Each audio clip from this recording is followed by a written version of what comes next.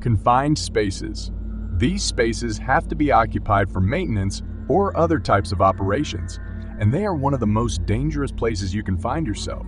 Once you enter a space of this type, you have now increased your chances of being seriously injured or dying, upwards to 100%.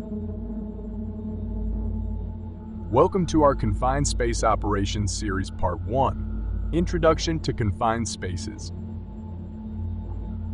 Our learning objectives today are the following. What is considered a confined space? What are our roles and responsibilities? Each confined space operation will require good communication and teamwork. Together, we will have to identify the common risk factors and hazards associated with confined spaces.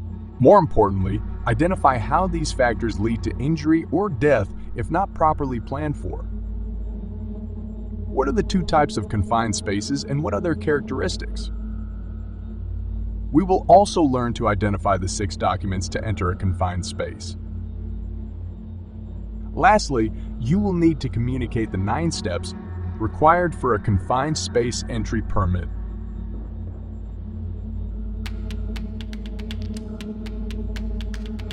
So, there are 3 conditions that have to be met to be considered a confined space.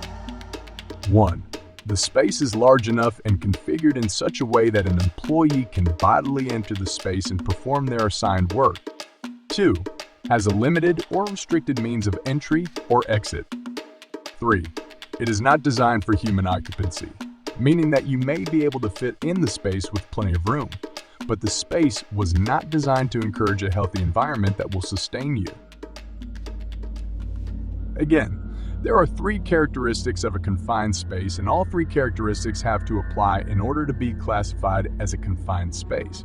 The space is large enough and configured in such a way that you can bodily enter the space and perform your assigned work. This space also has to have a restricted means for entry or exit. In other words, they can be difficult to get in or out of the space, or literally be a restricted space. Finally, these spaces are not designed for continuous human occupancy. If the space is still in question, find the competent person on site, huddle up the crew, and make a plan.